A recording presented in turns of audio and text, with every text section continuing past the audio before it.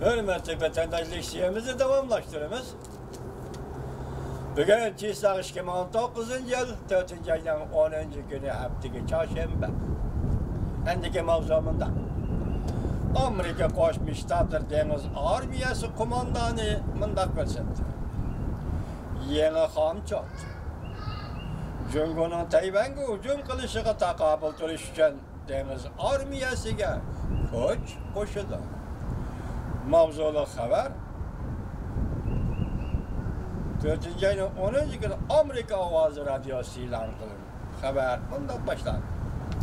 Washington, Amerika Deniz Armiyası'nın yukarı derslik kumandanımında dedi. Devlet Müdafiə Ministerliği 2020 yıllık Deniz Armiyası hamçotu tüzgende. Cungunun Tayvan'a ve Bütkül Asya Tinç Okyanı rayonuna payda kılgan tehdidine dalap koyuluşu.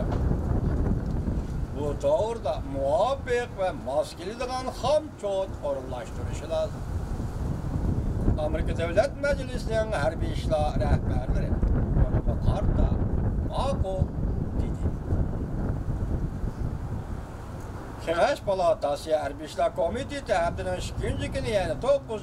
günü Deniz Armiyası yeni maliye yılı da hamçot belgeleş muvaffak bir şehirde Deniz Armiyası'nın yukarı derece kumandaların muvaffak bir işe katlaştı.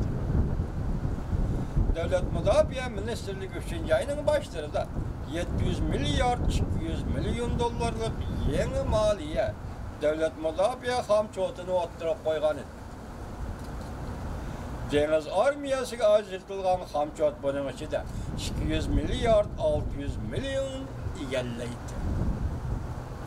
Bu katem qahlık beriş yığından asaslık noktaları Devlet Müdafiə Ministerliği yeni maliye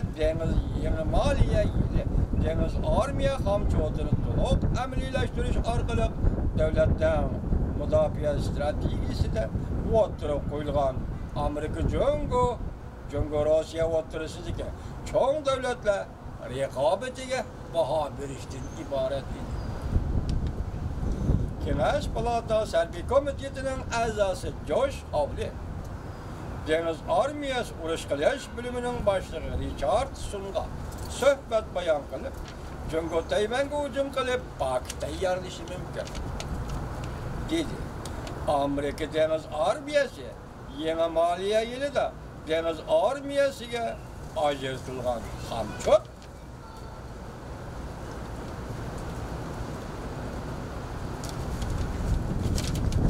Deniz Armiyasıga ajratilgan hamçot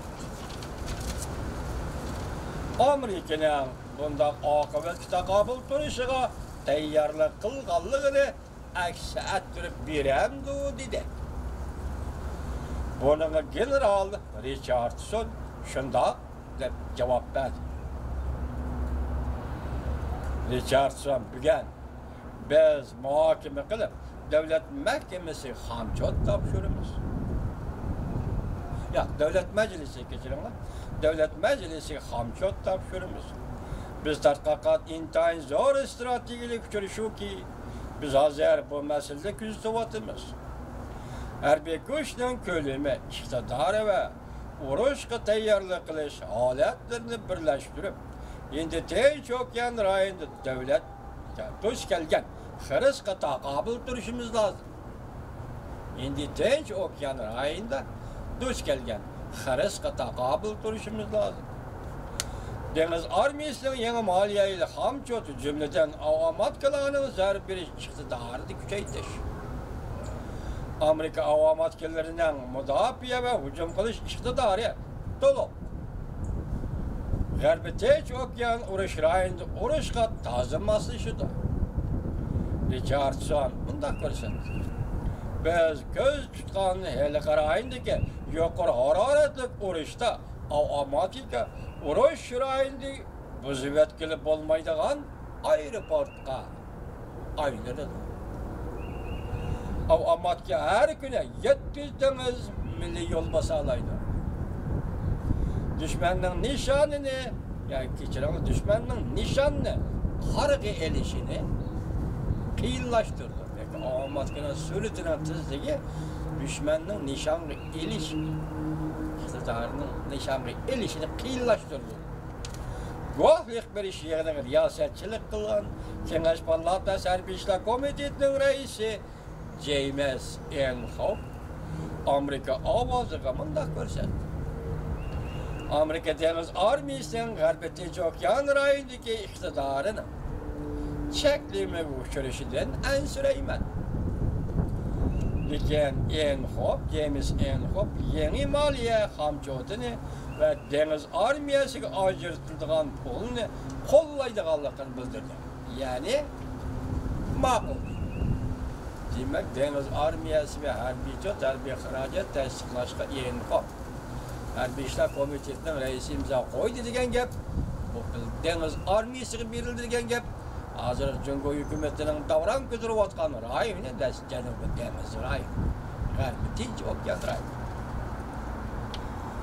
Kengesh Palata Harbiy İşler Komitesi reisi Inhofe mundaq dedi.